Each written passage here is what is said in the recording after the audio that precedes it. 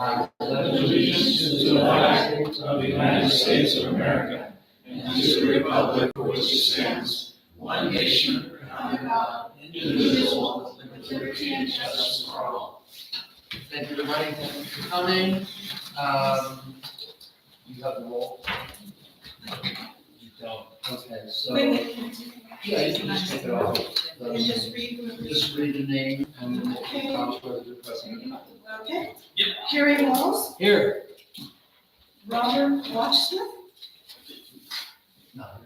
Daryl Says, Here. Tom Gerard, Here. me, here.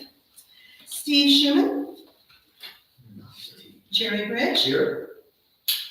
Gary Spelbring, Here. Stephen Vines, Here. Pat Duron, Richard Wright. Here. Okay, so we have a forum. Yes. So welcome everyone. I just wanted to start by kind of just briefly talking about the mission of the South County Advisory Council, very briefly, to sort of get us grounded about why we're here and create a context for what we're doing here. And so the purpose of the South County Advisory Council is to provide a forum for citizen involvement and an advisory role to county government entities on issues affecting the unincorporated South Slope County. So that's what we're doing here. We have James here who's representing our supervisor, Paul. Thank you for being here, James. Yes, most of you either know or maybe you forgot, but this is a very, very big week for our community because the Board of Supervisors is starting its review and then vote on the Dana Reserve project. How many of you know that that's happening tomorrow? Okay, and that is the most significant development project for our community, I think, since 1996. So it's really huge. I have the honor and responsibility of representing the community tomorrow by speaking at public comment. I think I'll be one of the first speakers. I haven't written exactly what I want to say yet, and I'm humbled by the opportunity. There's such a huge impact. People's lives will be profoundly impacted one way or the other, especially those people that are living right adjacent to the project itself. And I've been, the last 2.5 years since I got involved with the Pomo Action Committee, I no longer participate with them. I solely serve as the chair of the South County Advisory Council now. But I've been really in touch with our community, hundreds and hundreds and hundreds of people through meetings, standing outside in front of Vaughn's, talking with the community and so on. And I guess what I want to say is there are people that are hopeful about the project for housing. There are people that are resigned that it doesn't matter what we say here or what we do. And as part of the reason why I wanted to step up and participate on this council is so that when other projects come down the pipe, big and small, that the community really is involved in the design and development of those projects. One of the biggest pains and one of the things that people have said is, this didn't have to be an either or. And so here we find ourselves either with the developer's project or with the alternative map. And my vision, my stand for the future is that we could be a force for good as a council, an extension of Supervisor Pauling, and bring in the powers that be in the beginning to have these community conversations to help shape projects that truly do work for our community, for the future, and for the developer as well.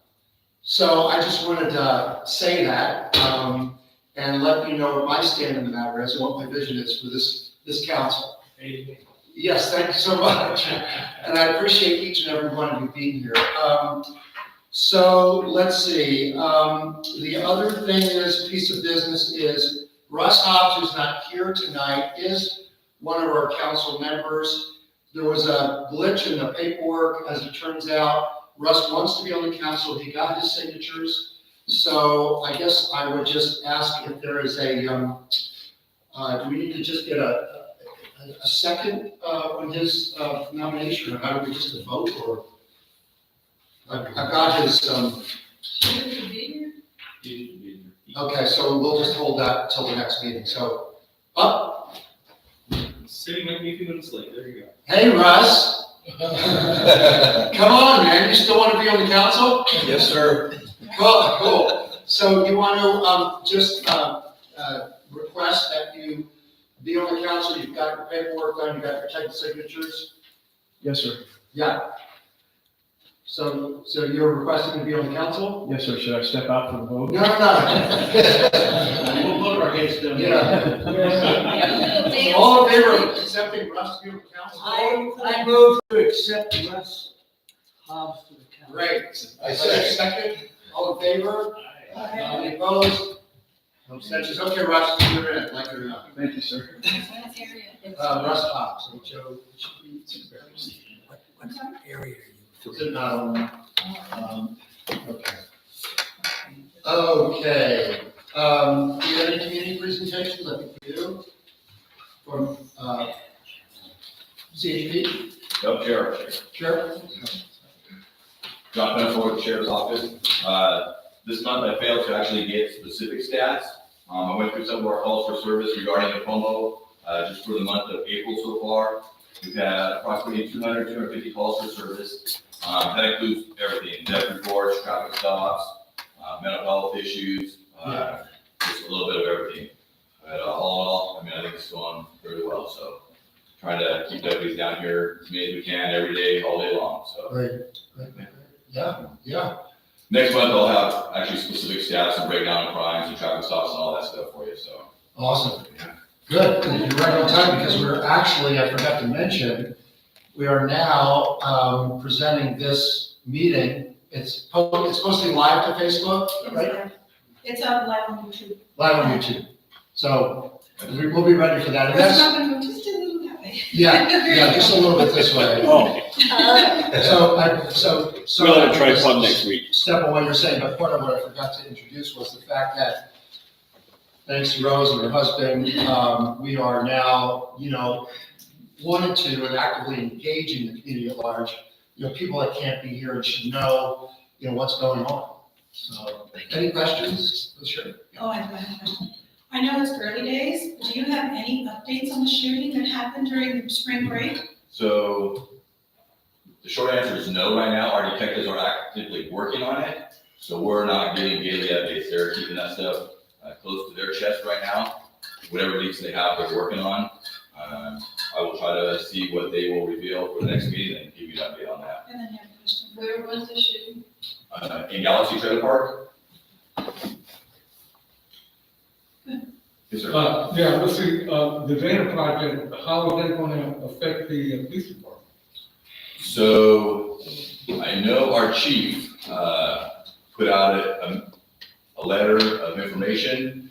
I don't know all the specifics of it.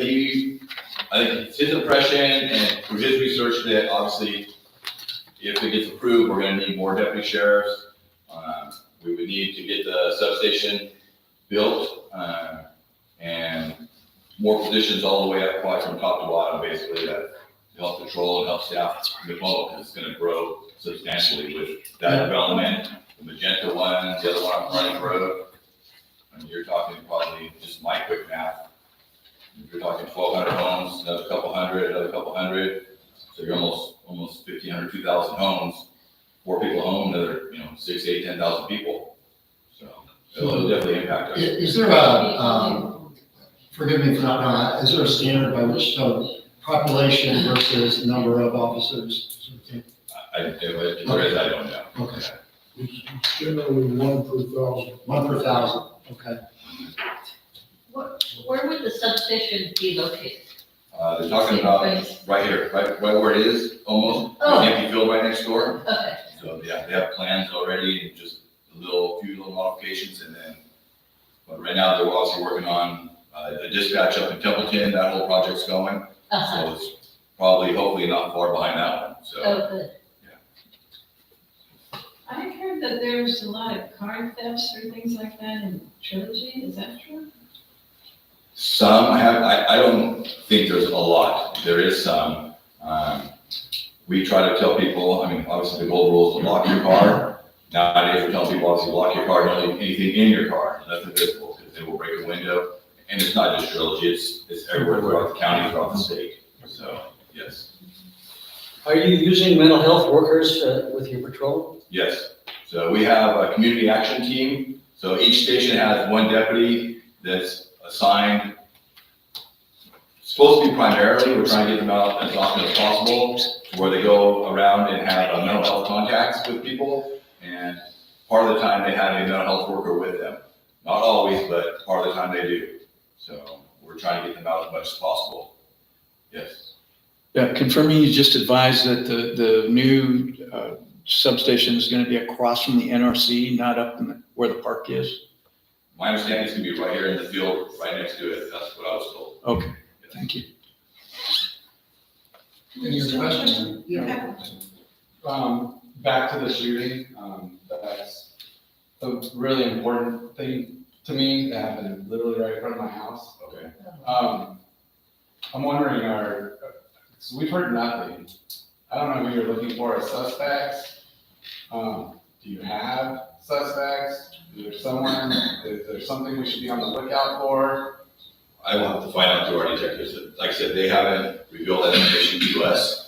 A lot of times on these active investigations where they're using technology or whatever tools that they have available to them, they don't release a lot of that information because they want to be able to constantly try to catch these guys and not have stuff disappear. So that's something I will definitely look into, and whatever update I can give at the next meeting, I will give it. So, and if there's something I can give to you sooner, I'll go by, I'll get your address and I'll go by and talk to you sooner if I can. Okay, so, absolutely. How bad was that shooting? Well, I mean, it was, one person was injured, from my understanding, but there was multiple shots fired. There was multiple people at the property. Everybody killed. No, nobody killed. So, Luckily, yeah, it luckily, could have easily happened. it was still bad, yes. Yes, sir. Listen, what is your position for the sheriff's department? I'm a sergeant out of Oceano, Okay. so we have 2 sergeants out there. We patrol or help supervise in Como and Oceano. Oh, okay.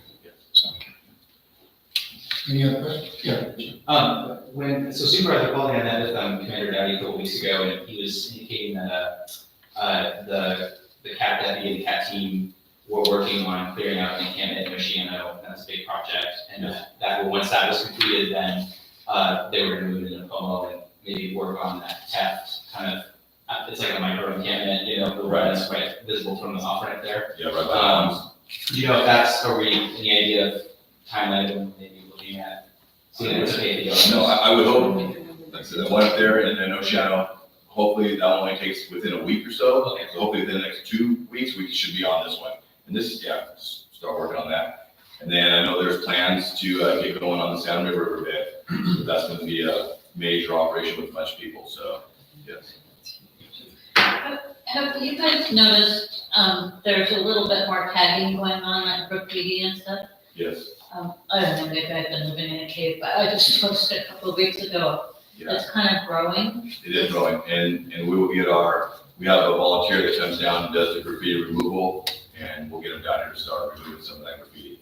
So, yeah. Is there a phone number to call for graffiti removal? There is a website, and I will, before I leave, I will get you that, the website. Then you can go on there, put in the information, and then he will come down and take care of that. So, yes. Does that mean we should be on the lookout for increased gang activity? I would say be on the lookout for anything that's suspicious all the time. But is there an association? I don't think there always is, but It is just, part of the time. Part of the time it's high school kids, or just any kids walking around, or anything, even young adult, just whatever reason they have a marker and they want to put their nickname or whatever. Can it be gang related? Sure. Can it not? Absolutely. It could be both. it's pretty well done. Yeah. No, there's Artist. It's not Banksy, is it? Yeah, Do you have any idea when the new noise ordinance will go into effect, or is it already in effect? I have not been told it's in effect. I've seen some posts where people are saying that the board of supervisors authorized it and stuff. So I don't know exactly when. No, I was at the meeting, they did pass it, but they didn't say when it would be in Right, yeah, so I don't know when it's gonna be. You know? 30 days from the date it was adopted, 30 days. so, it'll be, Okay, thank What you. is the ordinance? I can talk about that during, the day if you Okay. want. Okay. Cool. Thank Anything you. else? Thanks, Sergeant. Thank you very much. Okay. Sure. James, is this your time? Sure. Yeah. Yay. Alrighty. Well, I'm taking some notes there, adding some additional things to the list to update on. So first of all, James DeFranco, I work for Supervisor Pauling as his legislative aide. First of all, I'd like to say congratulations on getting through another election for your advisory council, and for a couple of new faces, at least a couple of new faces on the council. Yes. Not necessarily new to me. Good to see you, Steve, and nice to meet you, Rose. So a couple of quick things. You already talked at length about the dam reserve hearings. That's the big thing on the board of supervisors agenda. Those start tomorrow and also continue on Wednesday. The meetings will start at 9 a.m. We're probably anticipating that public comment will start in the afternoon after the staff presentations. And we're not sure if there'll actually be public comment on Wednesday or not. So if you're planning on speaking, you definitely want to be there tomorrow.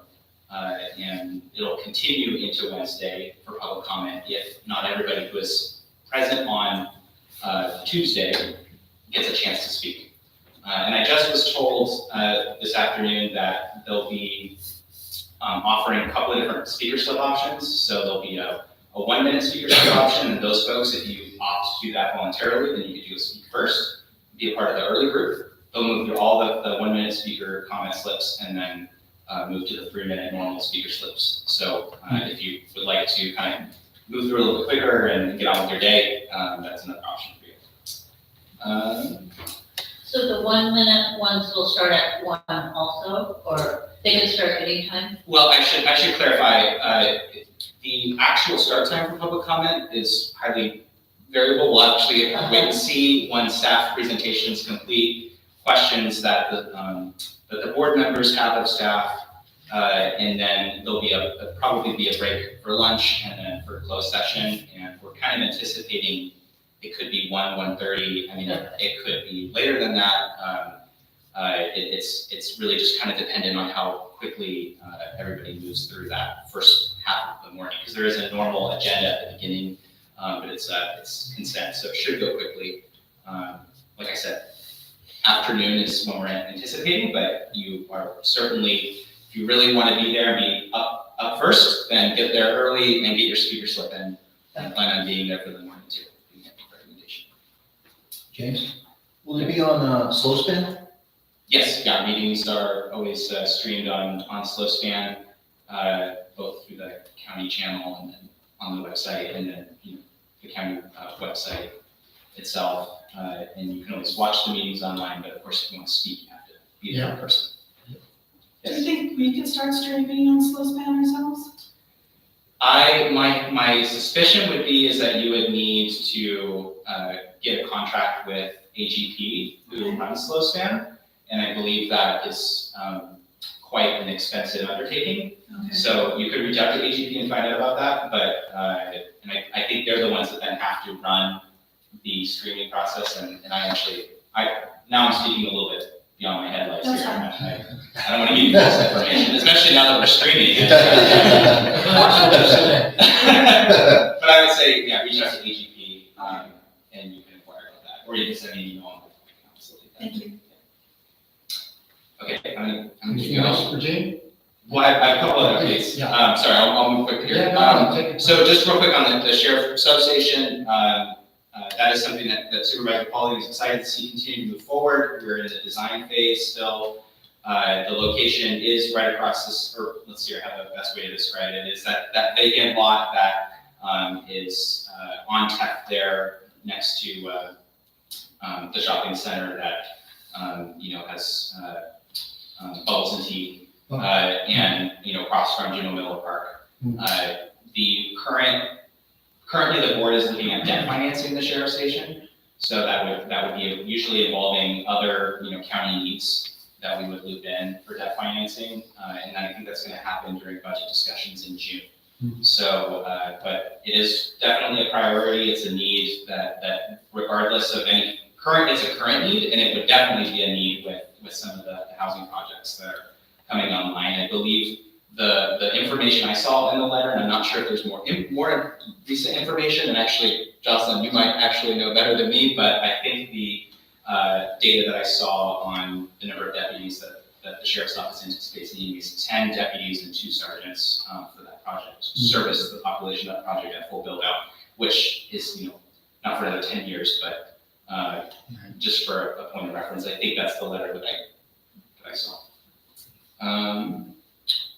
And then as far as the noise ordinance, those are the board of supervisors did adopt a new noise ordinance. That's just for nighttime. It's from 10 p.m. to 7 a.m.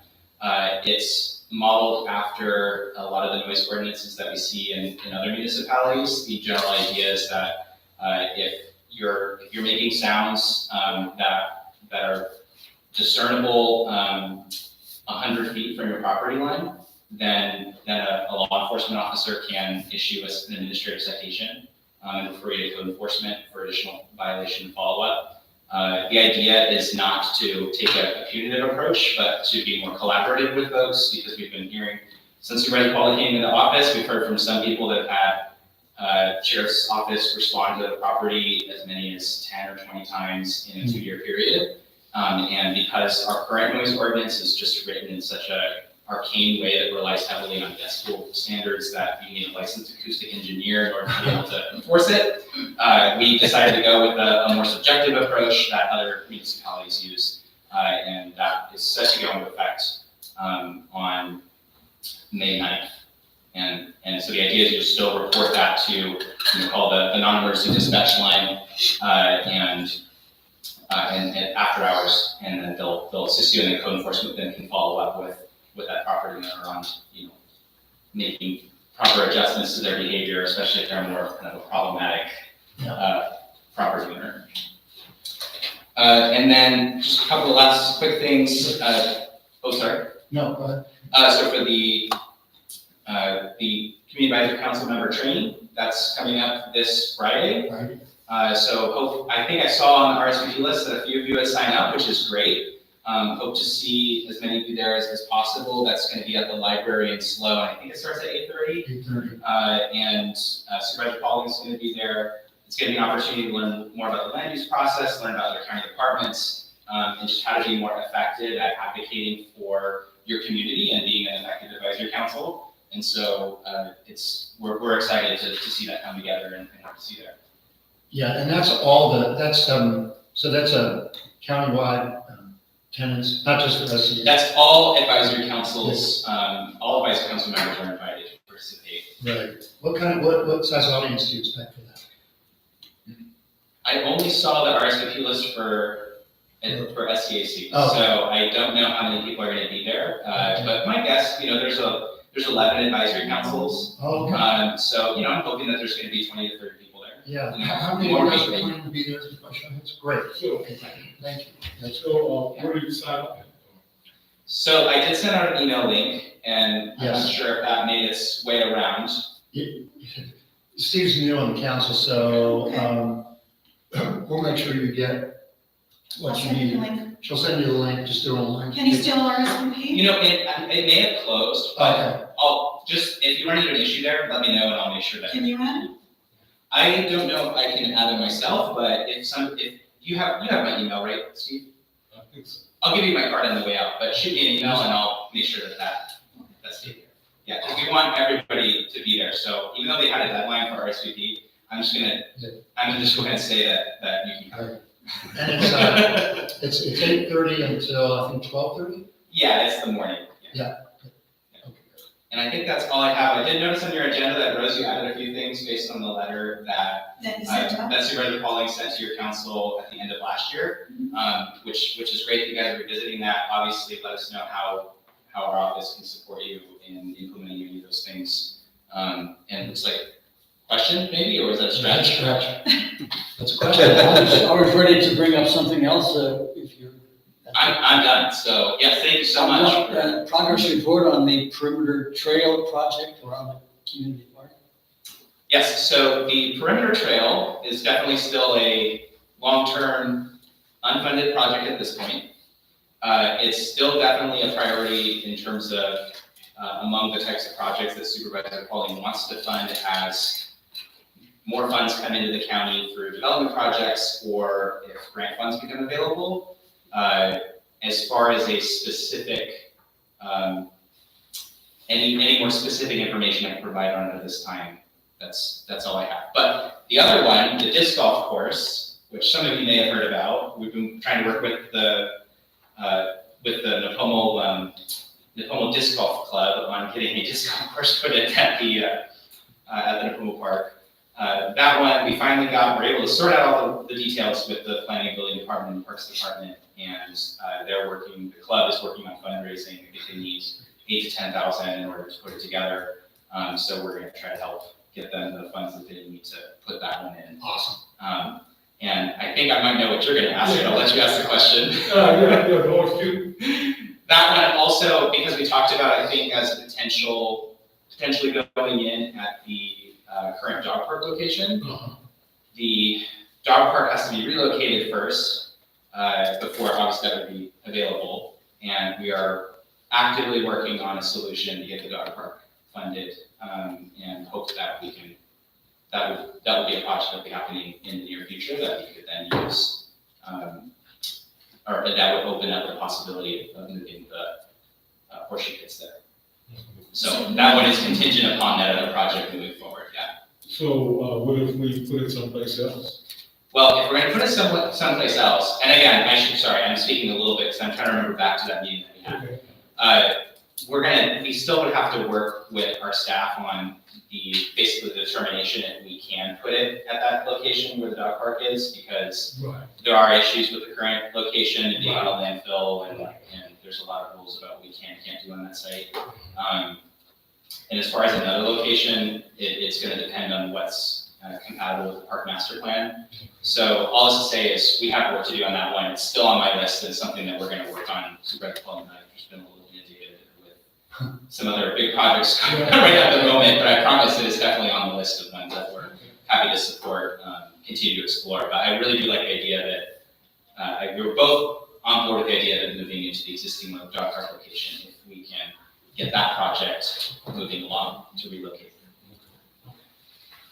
When last Supervisor Paulding spoke to us, we mentioned having his commissioners come to our meetings. Not gonna bring this up. Once in a while. Yes.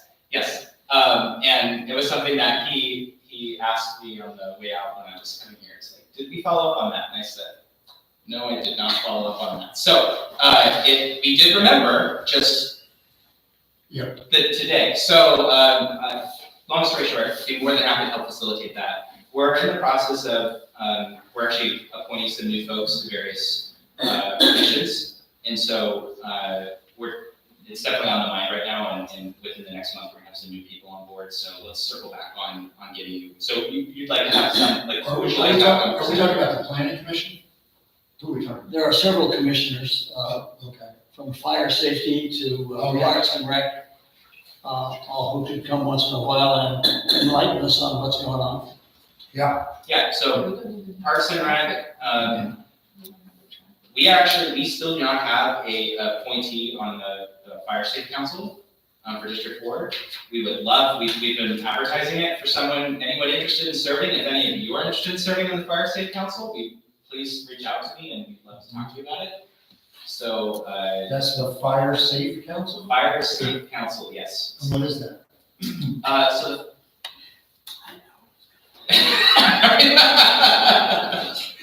So the Fire Safe Council, let's see, I've never had to describe it myself, and I've never participated or attended. But my understanding is the Fire Safe Council effectively, they are I believe they're a nonprofit entity that helps administer grants for wildfire reduction. And I am definitely flying off my pants at the moment, so I will say that's probably correct, but I would be happy to provide more information in email. Yes. Okay. We're all. Oh, thank you.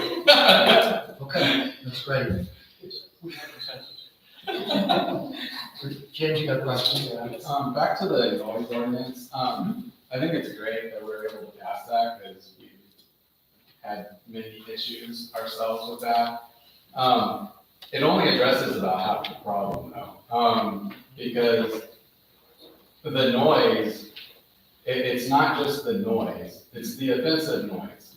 And it's not just at night, it's in the daytime, right? And so part of the issue we have with the noise is that offensive music is blaring in the middle of the day to the point where we can't have little kids playing outside. Like, it's highly offensive music. Yeah. And so, I mean, I think maybe a new ordinance, I'm not proposing this off the top of my head, but maybe we need to look into decency standards during the daytime as well as just the ordinance at night. So. Well, I appreciate that comment, and you're certainly not the first person to raise it. A number of people, both during the hearing, the nighttime standards were adopted, and in a lot of the correspondence we received before and after, we're calling for new daytime standards. I'll just say that regulating daytime noise is a really thorny policy area, because it does invoke a lot more questions of competing property rights.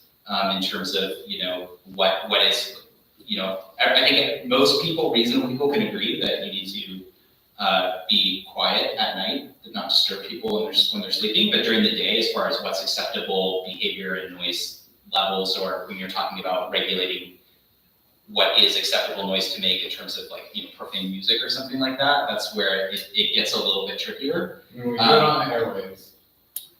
Yeah, it's a different medium. I'll just say that where Supervisor Pauling his general thoughts on that right now is he's certainly not completely closed off the idea of some daytime standards. He just would first like to see, because some people are saying, well, let's expand this existing this new ordinance that we just made into something similar for daytime. He would like to see us effectively implement the nighttime standards to see how successful they are, and maybe work out any issues that come with the way the ordinance is drafted before we would step into, he would be comfortable with proposing new daytime standards. And we already did hear from at least one other board member during deliberations about that they were definitely a no on any daytime standards. We do have some existing daytime standards. They're just, again, they fall under that decibel meter arcane structure. We are trying to work with our code enforcement staff on how we can get some relief for the problem properties and the really, really rough experience people are having right now with using the existing daytime standards, and whether that's providing more training and decibel meters for our code enforcement staff, or if that's if there's some other way to utilize existing laws. But I will say that you're more than welcome to continue to advocate for the daytime standards, and we'd be glad to hear your thoughts and suggestions on it. But that's where Supervisor Paulding is on right now, is he wants to kind of work on this getting the nighttime ones fully implemented, and working out the kinks, get that streamlined before he would be ready to support new daytime standards. All right, well, it's not the last you'll hear from me, because it's worse. I'd rather have loud music at night than what I'm hearing every day in my front yard, and what my daughters have to listen to continually. Understood. Yeah, really quick, I think it's not more about the noise level, it's about the lyrics. I live 2 doors down from him, so I know what he's referring to. I mean, this is beyond, it's more than loud, it's just the decency, the lyrics. You can't have children playing outside, and even closing your doors and windows, and you still hear those really bad words coming at you all the time, day, not just the noise, it's the way it is, it's the decency, it's the tone for the kids to. I'm just not sure I'm not sure what an ordinance would look like that regulates that type of thing, because decency is a subjective concept, right? It's really easy to kind of say, if you can hear something at your, 100 feet from your property line, that's pretty easy for it to be, it's somewhat subjective, but it's a little bit more clear. With all due respect, though, isn't that what a community service district is supposed to do? Is to come together and talk about what the community standards are.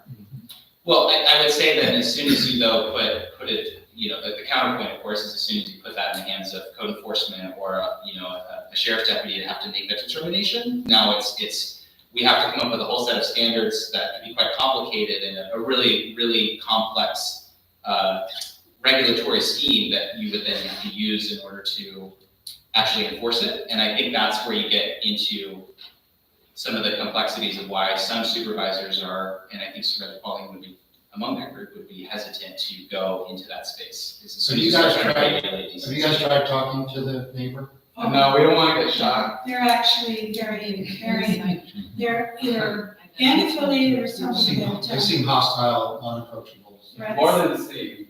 That's where the shooting came from. Well, and we probably, it's probably about time for me to wrap up my portion, but I'll just say that I think you did my card, and I know that we talked about that problem neighbor of yours, and I'd be more than happy to set up a meeting. We could kind of talk through what we can do at the county using, existing resources to try to address some of the concerns, because I know we talked about it too. There's issues there that should be looked into, but we'll have a meeting. We'll have a meeting to go through all of that. Perfect. Thank you for doing Thank you, that. James. Thank Thanks you. for coming down. All right. Are there any other public comments? Okay. Okay. All right. So we have James. Cards. You're right, sorry. We have two items on the consent agenda, the approval of minutes and the treasurer's report. So we just want to, can I get a second on that? Second. All in favor? Aye.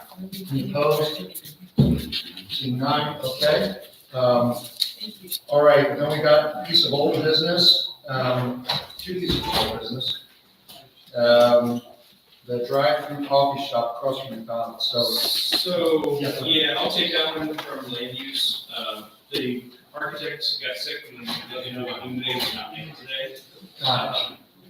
This project was originally reviewed by land use and the full council back in September of '22. Yep. And it's for the lot where the food trailer and truck is at the stop and buy parking area. Yep. They want to pave that, expand that back. The lot apparently goes very deep there. Yep. Put in a 2,000 square foot fast food restaurant with a drive-through. When it was presented back in September 22, the council had concerns over ingress and egress. Yep. And traffic. And Public Works came back with a requirement that it would be right turn only getting in and right turn only getting out. With some other potential barriers or lines to keep people from making the left. Right. Yeah, unfortunately, the architect was not able to come in today and present us anything. They do have a plan commission hearing coming up before our next meeting. Okay. So I'm just throwing it out to the council. Do you want to update our initial letter to Supervisor Compton, just say we had concerns about ingress and egress? I'm sorry, I didn't hear where the location. It's the corner across from McDonald's, where the taco truck currently is. Oh, Food truck. okay. It's between the northbound off-ramp Yeah, and the gas station. we're going right along the northbound off. That intersection's already pretty messy. Yeah. A lot of high school students come through there in the morning and in the afternoons, and that makes the traffic even worse than everybody turning onto the freeway or getting off of the freeway. And then you add that more traffic, it might cause an accident, I don't know. Maybe the way they design it? Who knows? Land use is very conservative.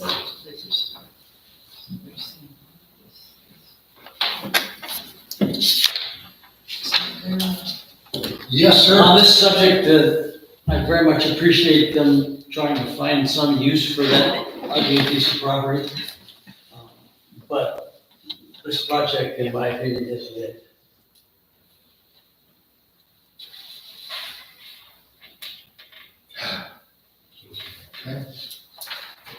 Sounds like a good Chair, project. do you want a recommendation on this?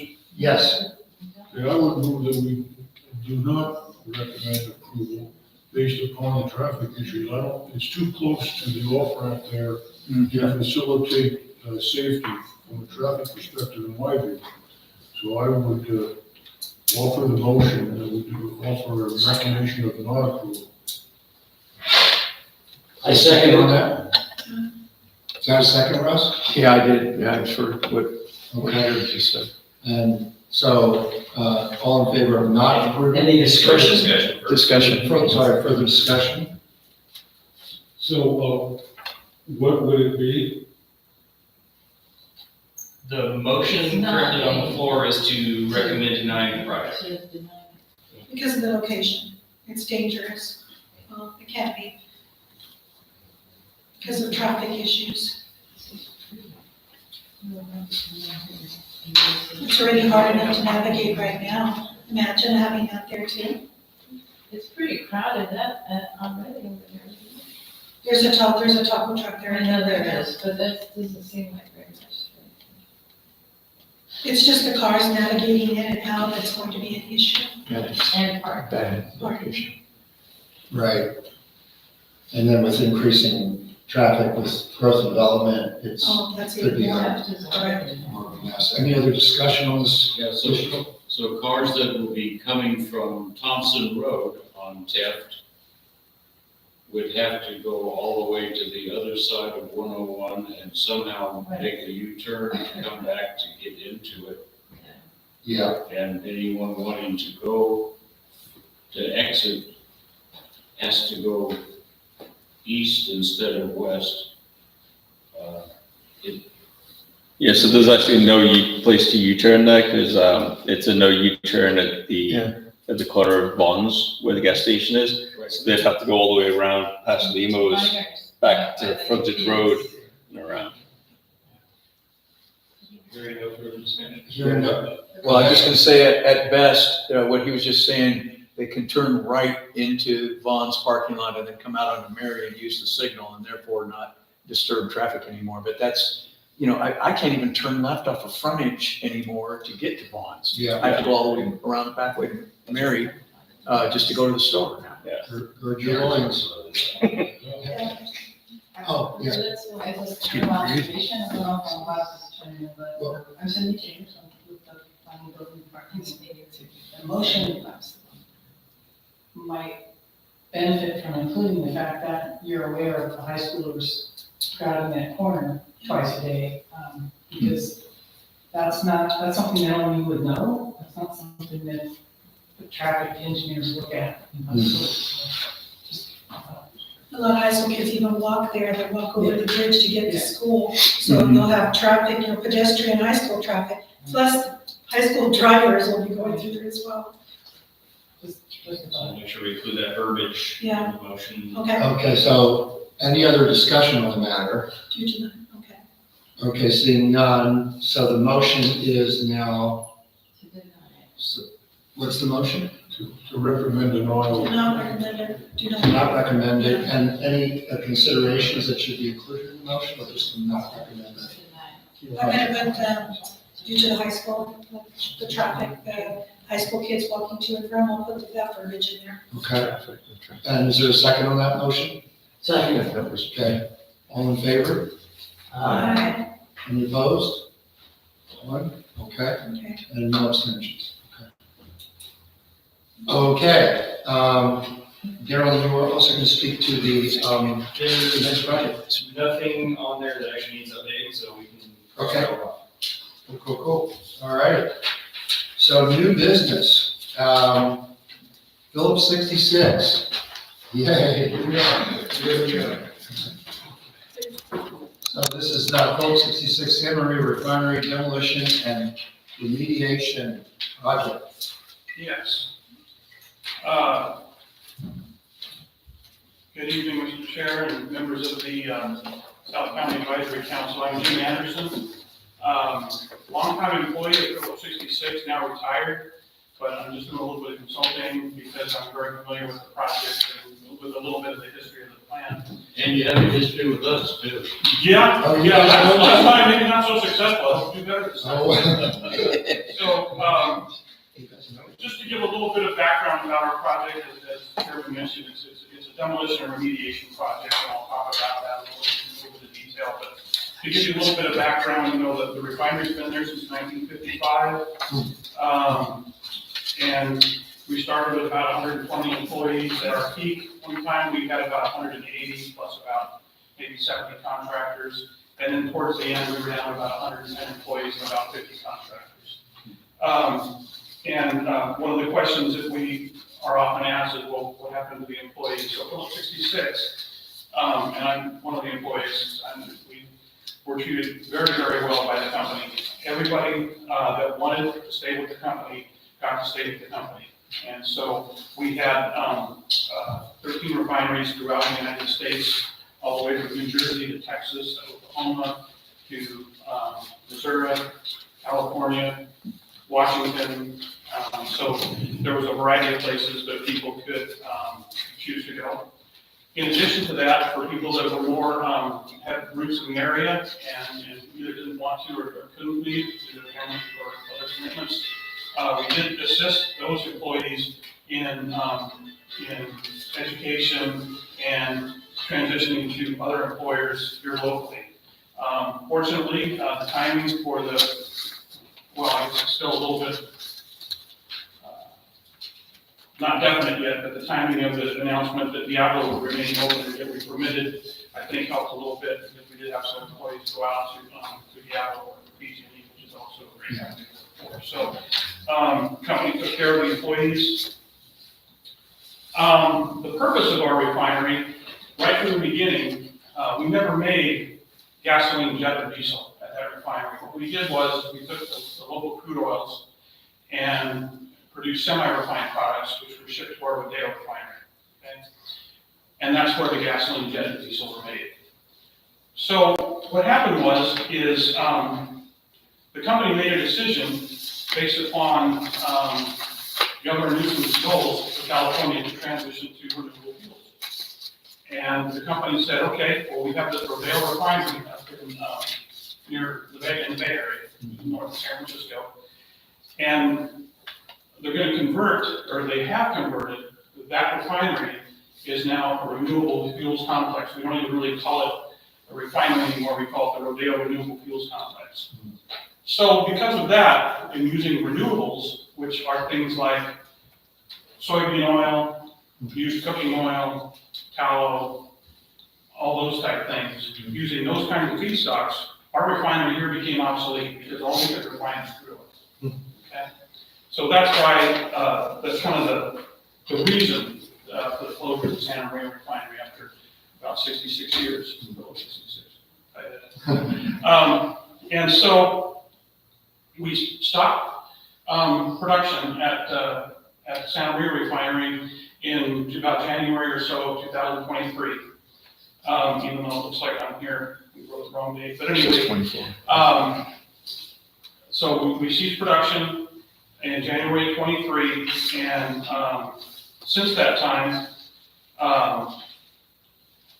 we've been doing, cleaning the process units, cleaning the tanks, and just making sure that everything is shut down in an orderly manner, transitioning the employees to the different areas. And so we also discovered that being fortunate enough to be on the California coast on the coastal zone, we need to obtain a coastal development permit in order to do the demolition. Okay?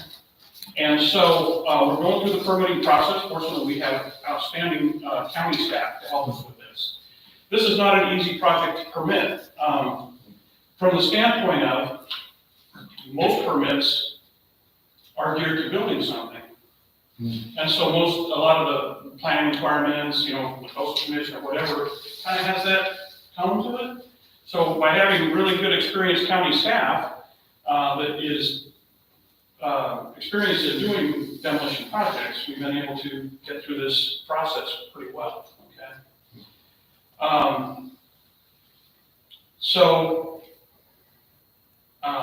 The other thing that I wanted to point out that's very important, and I'm going to say this a couple of times, people are also really curious, obviously, looking at other projects. Hey, what are you going to do with that? What's going to happen out there? Okay, Phillips 66, outstanding energy company. We have, producing energy, improving lives. I mean, that's what we do. We're not a development company. We want to demolish the refinery. We want to do the remediation, and we want to sell the property. Okay. So any future buyer of the property, any future property owner, in order to do a project out there, would go through really a similar process that we're going through right now. Like Hannah's River's going through right now. It would be only in the coastal zone, it's a little bit more involved. It's a coastal development permit to build whatever they decide to build. So we have no plans to build anything at the refinery or on the property. We want to demolish the structures that are there. Our project is such that we would demolish the existing facilities down to a level about 6 inches above the ground. We would do the remediation, and then we'd like to sell the property. And again, I'm going to emphasize that we don't have future plans for it. We'd like to sell it, and any future property owner would have to go through a public coastal development permit process with presumably PIR and, discussions amongst the community. So that's kind of the project in a nutshell. And then on the last page, I just for gee whiz, just a little outline of the property, but kind of what it looks like. That's looking from obviously east to west toward the ocean, or the southeast to the northwest. So the project only involves about 250 acres out of our total of 1,645 acres.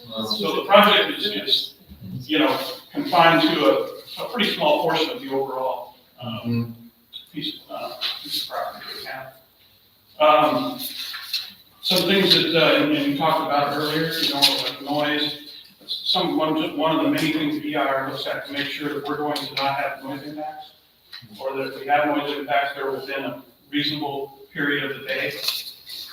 We won't be playing any stereo music. And it also goes through, traffic. If you care to read the EIR, I'm going to show you the EIR, what it looks like. You guys all read that over the weekend, didn't you? Yeah. So this is available,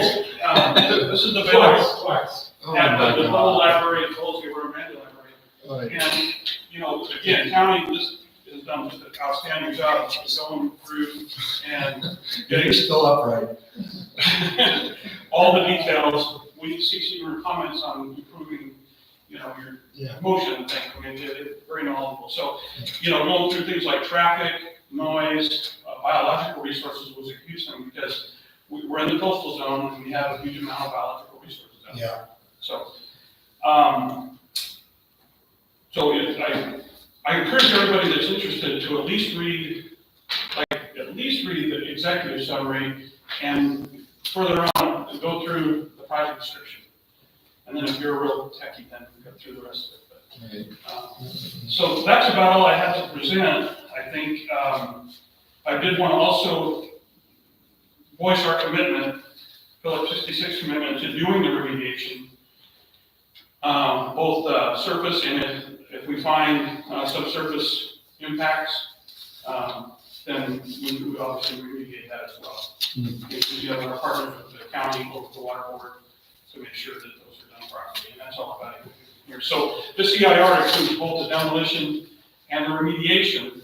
As if you look in the detail with the remediation, there are, what I'll say is that some of the impacts are kind of overestimated because we don't expect a lot of remediation, but if we should run into it, it's covered, the impact of traffic or noise or, air emissions or whatever it might be. Okay? So that's really about it. Okay. You got a good question. I actually said it out. So I've got, one of them was about the pipelines, because it said the pipelines are already abandoned and safe, no additional efforts are needed. How are you going to resell the property if it's covered in pipelines that are kept on? So the pipelines, they'd be the below ground pipelines. The pipes that you can see right now, they're all gonna be removed. So the ones below ground, you can build over them? Right. So there would be a problem with future housing or?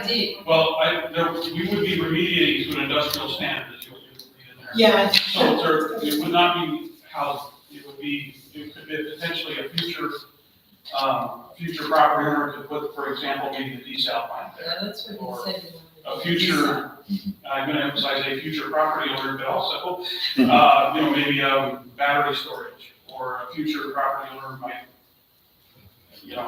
produce something else, I don't know what it would be. Do you think the black abalone and the dust are gonna be a problem, or is that just a minor thing?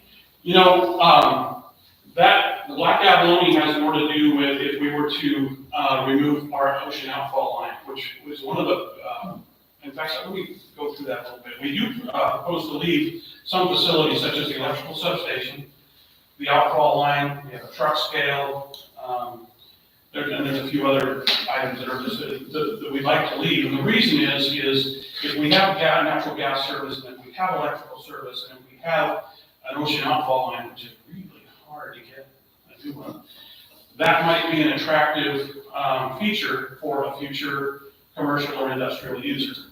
Okay. So the blackout, getting back to your question, the black abalone would come into play, if there was something that in the future we had to remove the outfall line. In fact, when we go out and survey our outfall line, the sand transport out there is so extreme season to season, I'd be surprised if there's any out there. There's no rocks. Well, you're covering your bases, that's good. Yes, Just in that's case. exactly what it is. And you'll find other things, again, county staff, heck, we're just thinking of every possible thing that could arise, so we're covered. In the end, what is Phillips 66 hoping will be approved? I mean, is there one, is it, because you gave a lot of options in here on what could be done. Is there one specific way that you want it done, that you guys want it done? Yeah, so our project is to demolish the above ground facilities down to a level of 6 inches above the ground. That's what we would like to do. And then leave the facilities that are listed in there.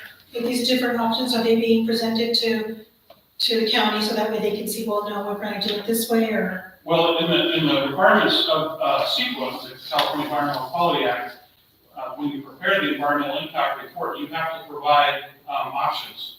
One would be the no project option, which nobody wants because it's going to sit out there for a while. Right. But then there's also an option where, okay, no, you remove everything above and below ground. That's going to, in our view, and in the view of the EIR, will result in some negative impacts and maybe more impacts because of all the excavation and the dust and the traffic to, the massive amounts of earth that has to be moved. So our project is, like I say, to remove the surface facilities down to a level about 6 inches above the ground. And that will also allow that area to remain hardened. By that I mean, it'll be disturbed, it'll stay disturbed. So if a future buyer comes in, okay, now we're not going out into some new environmentally sensitive habitat area and try to disturb that. You know what I'm saying? Yeah, definitely. Thank you. So how many options did CEQA require for this? So we have our project, we have the no project option, and then we have the remove everything option. Yeah. I think there's 5 altogether. Okay. And we have a planning commission study session on Thursday. Yes. So staff is going to do a full 50-slide PowerPoint to go through all those details, so. Yeah. So Thursday, thanks for bringing that up, it'll be the study session, so the planning commission will not vote at that time, but they'll learn about the project and from the staff. Right. And of course, those will be there in case there's questions that we forgot to tell staff. They'll be able to answer those questions, but we'll be there just in case. Right. And then the EIR comment period will close on May 8th. 6th. 6th. Thank you.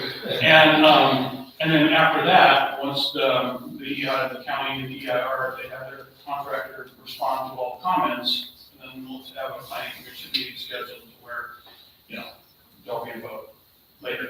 Okay. And with your the preferred option, which is the 6 inches above the ground and preserve some of the infrastructure, the resale, what is the timeline once it gets started? So for the demolition, Yeah. to get it to where you won't be able to see anything anymore, once we have the permit, and then we have to also get building permits, we're hoping to work that a little concurrently, we can get going on that. Should be about 9 or 10 months. Okay. Now, the remediation part of it will take much longer, so we're gonna start the remediation, depending on what we find. We know we have one area out there right now, very disappointing to me personally, having worked there for so long and having no subsurface contamination to speak of, really. We have some contamination in about a 2.5 acre area. Okay. And we've been remediating that now for about 5 years. And that's gonna continue, and that could continue for a while, but it's more of a, if you've seen remediation at a gas station, for example, they'll have a tank, they've got a pump. We've got several, wells that we're recovering this product from. So there isn't any noise associated with it, there's no truck trips really associated with it, very few. I guess people come out and maintain it once in a while, but it's not a thing where you're gonna see dirt hauled, day after day after day for years. So we have that ongoing, and then we really don't expect a lot of remediation in the other areas either, but that would go on, as we described in the ER, for, 10 years or even longer, just depending on what's found. Okay. Do you expect a lot of truck traffic, large truck traffic heading to and from, I guess, Willow? So I was just gonna mention, believe it or not, when we were operating, hopefully you didn't notice this too much. We were at around up to about 52 trucks a day. How many? 52. Yeah. So, and now that's fallen off quite a bit, because we have much less than that. Yeah. And the truck trips that we'll be running, I think we talked about at 37 per day, is a peak. And it's a very short peak, and so you really shouldn't notice that much. Right, okay. So during this project, at peak, the estimate is 30-some trucks a day, just, Down the road. okay, To the freeway. okay. And that's less than we had when we were operating. Yeah, I mean, I live in Black Lake, I noticed the difference in the quality of the air, nothing, just with less truck traffic, but that's, So, questions? No other questions? Okay. So certainly, Mr. Chair, if the council or anyone else has questions, please don't hesitate to call. Is there a preferred buyer? We don't have anybody as a buyer right now. There's nobody in the process of. Because you're leaving all the infrastructure in the underground. Right. So I mean, is there, obviously the desal plant was one thing, is there, besides that, is there a secondary? That was just me reaching out in the air for just an example. There's no plans for that at all. It's just, it could be maybe along with the other ones that I mentioned. Cindy, do you want to make any comments? Please. As far as the desal plant, County Public Works is currently running a study and analyzing some locations where a desal plant could be located. And the Phillips site is one of them, but it's a preliminary study to identify an optimal site. Diablo is one of them. Diablo is not optimal because there's 7 miles of pipeline that have to be built, so it's, whereas Phillips has pipeline, it could be tied into the work. So there's other sites too, I'm not sure what they are, but it doesn't make it a project in progress. It just means it's one of the options to be looked at. Yeah. The site is zoned industrial. It has assets, like it has a fenced contained space, mostly hardscape, which protects it from dust, blowing while it's being remediated and so forth. And it has some features, like the truck scale and guard shacks and some perimeter lighting and things like that, to make it of value to someone. Depends on who that is, and whoever that is, they'll have to go through the entire process county for back before you. So, So what is your timeline, before you guys think you'll be able to do that as a second? I don't know when more active marketing is gonna go on. That's our real estate division, and I just don't know. When do we have to do the cleanup first, right? Well, we'll be doing the cleanup regardless if the property sells or not. So, Oh, you can sell it right now?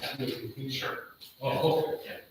So a question for the county folks. Are you looking for anything specific from us today, or is this just a 30,000-foot intro? Well, To the project. the normal process for a project like this is that we notify the advisory council that this is happening, and normally it happens during the process of us doing the controls and the review and all that. But, we went a long time to get here, and we just like to hear your thoughts on the project, what whether you agree with it or to disagree with it, and, at this point, you have the advantage of the EIR is out, so you can see the full project description, you're not commenting on the first round review of a project we haven't even vetted yet, so just, the standard comments you would make on any project that's before you. That's all. So you get your support on the project. So you're not looking for our advice to continue with the project, you're gonna do that anyway? Well, that's not what I meant. I meant we're in the environmental process. So if you have a chance to look at the environmental document and you have comments on what you see there, yes, by all means, make your thoughts known. Mr. Chair? Yeah. I'd be willing to make a motion. I've had the privilege of reading some of this, and I've been impressed with what the county and 66 have done together. And so I would make a motion that we recommend approval of the project based upon their first objective. Okay, I second it. all right. Any further discussion? The idea that this is an industrially zoned piece of property solidified my approval of proceeding. I had visions of other things, and this is much nicer. Yeah, so this acreage is only zoned for industrial commercial, is that right? Yes, it's industrial zone. It is, on the west side of the railroad tracks, what's on, I don't know exactly how many acres that is. It's like 600. 600 acres. It's zoned open space, and it's adjacent to the Oceana Dunes, and it is pretty much untouched, so that will stay the way that it is, unless, at some point it goes to government. But we're not requiring folks to build one, because they're taking away their project, not creating new one. Yeah, So, yeah. very good, Yeah, very good. the report was really thorough, very thorough. Actually, through it, I'm highlighting and going through, like, wow, they've got everything covered, so it was very, very good. Excellent. Yeah, it's been Any great other- to work with, and Susan's an attractive as well as Cindy. Yeah. Chambers here. Yeah. Yeah. Thank you, Very guys. knowledgeable staff. Yeah, thank you, guys. Any other discussion on this matter? Okay, seeing none, all in favor of recommending the project go forward? Aye, any opposed? None? One? Okay. Are you opposed or not? No. Okay. All right, so be it. Thank you. Have a blessing. Thank you for being here. Thank you for having us. If you're unable to join and listen while the planning commission meeting is going on, you can always go to the link. I Yeah. can send you the link.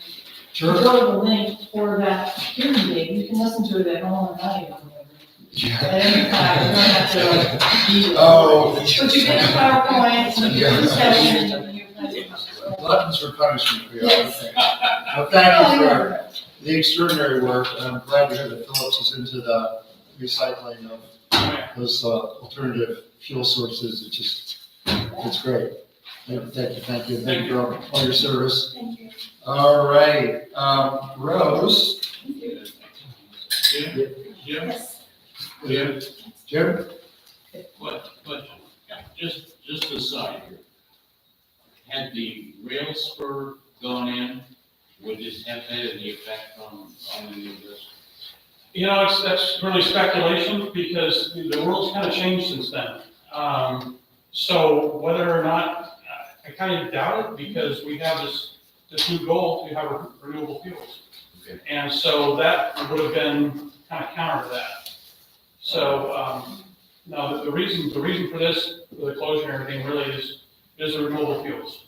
And the idea being, you know, we're gonna grow the carbon-based fuel on the surface of the earth, we'll burn them and put them in the atmosphere, but then we're gonna grow them on the surface of the earth again.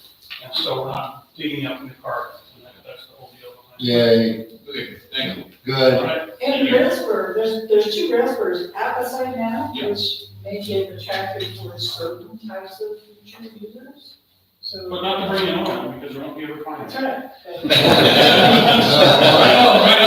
Future-based. Thank you, guys. Thank you. Jerry, did we miss the second thing under old business?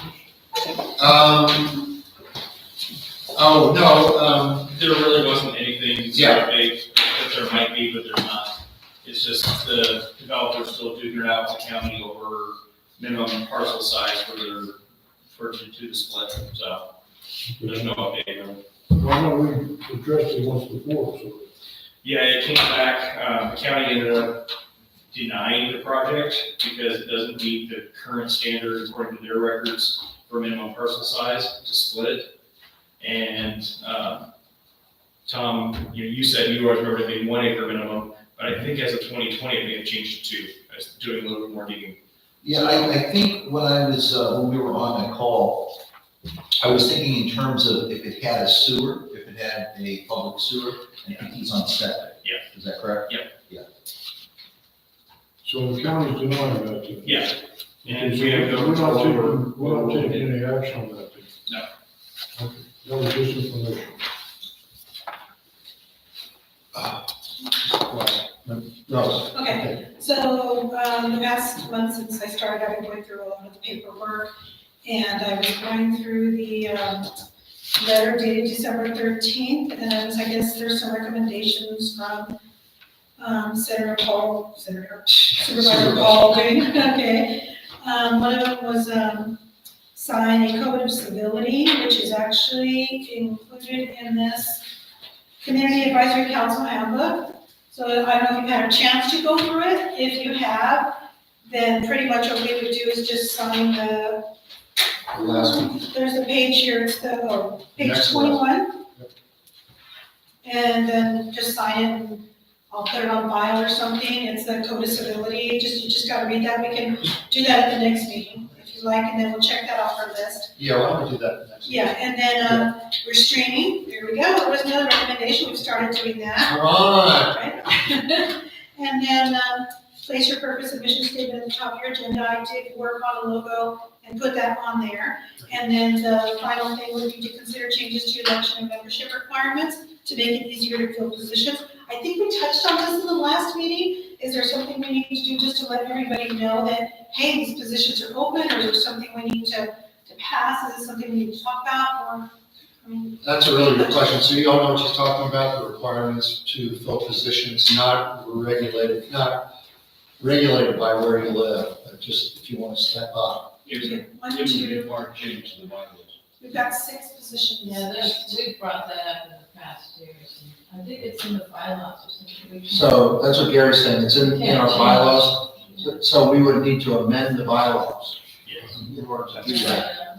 Yeah, well, if it's in the bylaw. Sticks. you have to- Yeah. It goes back to the original resolution for their advisory committees, right? And they require membership should reflect a broad cross-section of the community.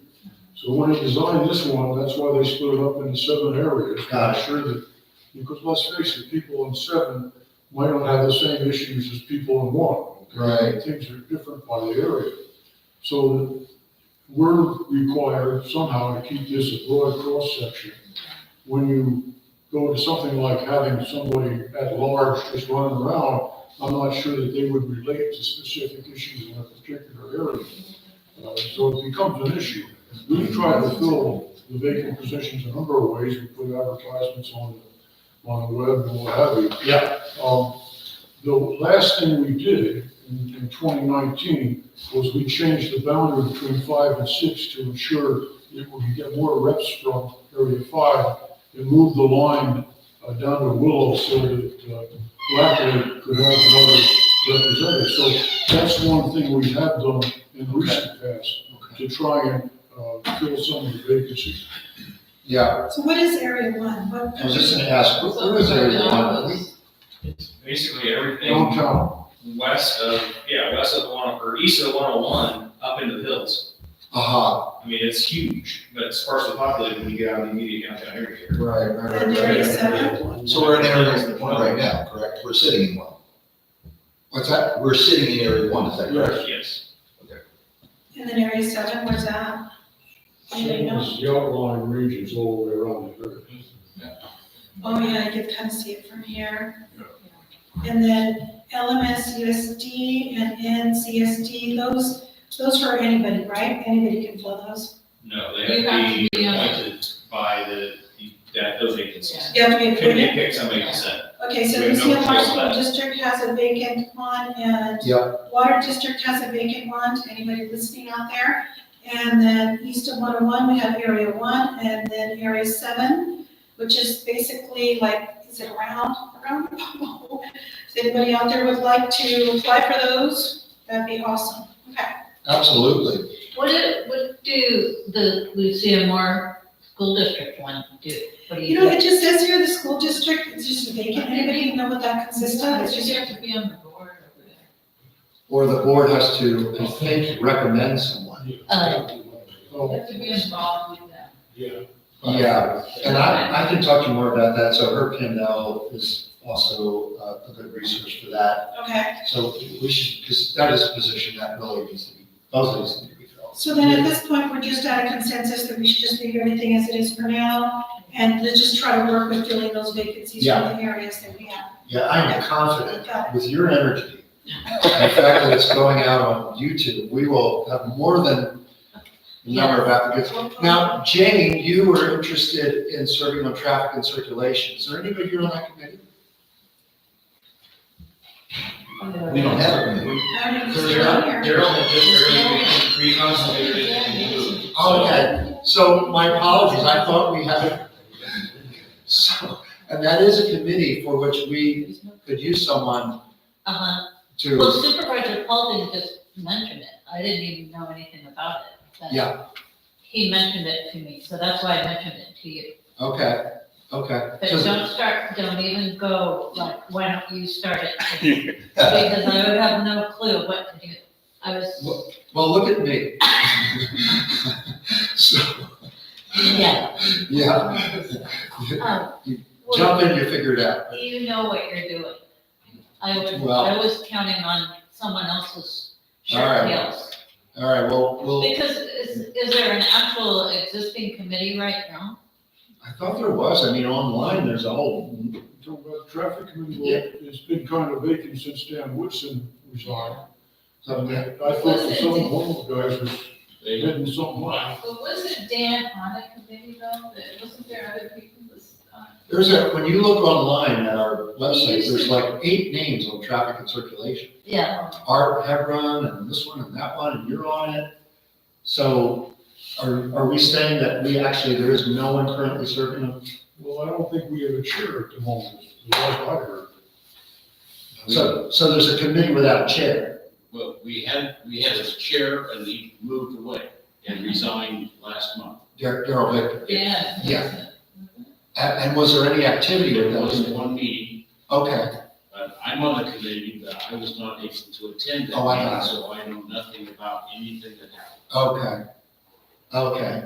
So is there anybody that's here that's on that committee that's willing to serve as chair? Okay. Come on. So- What do they do? Does anyone Can you know? speak to that? We had a representative from the Public Works Uh-huh. who worked with traffic and circulation as his job, and he would be at the meetings monthly. And keep the board apprised. There wasn't a lot of activity. The last thing that the community got really involved in was the Willow Road underpass. So, Dan Woodson, who had been the chair, was very much interested in keeping his fingers in what was happening with Caltrans and a lot of things at the level of maybe transit ways, freeways, that sort of thing. As far as what's happening locally, we got involved in speed bumps and problems with too much traffic on the streets. But there wasn't a lot of input that we could do. So it was questionable how much we could do, but there's a lot of interest in, I think we have more input now than we had been from the new members.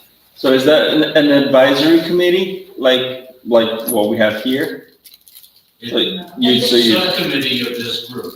Oh, okay, So it's advisory in nature. yeah. Well, what about the construction we have coming and all the new traffic coming on? I was just gonna Yeah. say, we really need to bring somebody, it would be Yeah. great to have somebody with some experience in that area. So, I'm happy to help, but I have zero yeah, experience. no, I get it, I appreciate that, Jane, we do. But I just, I think we wanna just keep our eyes and ears open. Yeah. Somebody that has it, because we're gonna, our community's gonna keep growing leaps and bounds. Well, Traffic. especially with the development over here, Yeah. it's, yeah. So. Yeah. If you find some, Okay, let me know. And especially since Supervisor Paulding mentioned it. yeah, It's probably on his radar a little Sure. bit, so. Okay, so Cool. we need a chair for our traffic and circulation committee. Anybody out there in internet land is interested, please this is your contact opportunity. us. Yes. Great, Rose, anything else for you? I think that's it for me, thank you. Okay, committee reports and upcoming meetings. Carol, you're- Just our usual second Monday of the month land use committee. I'll send out an agenda once I hear what the county wants us to go over.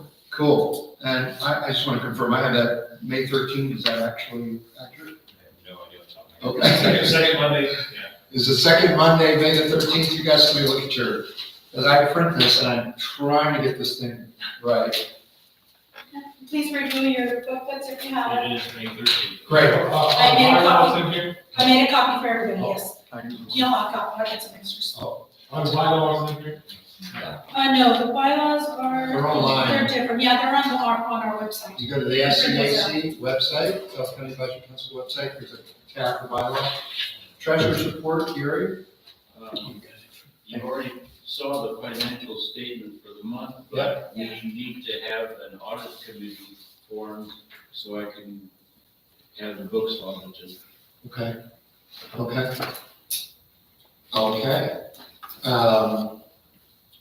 The three people we need, I'm sorry? 3 people we need for an audit committee. Yes. And you need a minimum of 3. A minimum of 3. Yeah. And The then, treasurer cannot be the chair. say it again, The treasurer cannot be the chair of the committee. thank God. So, Harry has been on the committee, and Harry is running away from home for 3 months. good, Harry. So we need 3 people to serve on the audit committee, and what kind of time requirement do we think that takes? Amount of energy, I did it last year, it was not that bad. okay, He's got stuff very organized and very straightforward, and it's, it's a pretty minimal number of transactions to look at. okay. So, I'm happy to do it again, I'll chair. if you'd I'll go like. ahead and help. awesome, so that's 2. Steve, okay, great, thank you for stepping up. Anything else about your report? no, that's it. Okay. Their website management? 72 followers on Facebook, I think that's roughly where it was last month, so. Okay. Nothing major going on there. Maybe we could do some communication, to let people know we're, online and just for the game of it, see if we can increase that number, great. So- What's your first name, John? Paul. Paul. Yeah, we did, I can't see how many people joined. You were there? So at the beginning, we did have two, Uh-huh. but we did have one person stay for almost the whole meeting. Awesome. That's great. One of the things we might want to do is maybe, do a newsletter or something, or do some promotional thing, community promotional to get participation. Yes, you know, Yeah. Because, I think that's probably a major issue, is that nobody knows what it is. yeah, we're cracking that, that thing now. But newsletter, I love it. Okay, great. All right. Dick, correspondence? Nothing to report. Okay. And let's see, as James already said, the SLO County 21st Annual CAC Orientation is this Friday, starts at 8:30, and that's located at 995 Palm Street in San Luis Obispo. As I mentioned before, the Board of Supervisors is set to review the Dana Reserve project that's starting tomorrow. I will be there to represent the community and the council. And then our next regular, and is there anybody that's willing to or can attend on Wednesday? I'm actually leaving out of town at 5:15 a.m. on Wednesday for Little Rock, Arkansas. So I won't be able to attend Wednesday. They already had the eclipse. You already had eclipse? Yeah, thank you. I'll tell you too. Okay. All right, and then the next regular SCAC meeting is May the 27th at 6:30 p.m. Meeting. Guys. That was a busy. That was the beginning of the first one.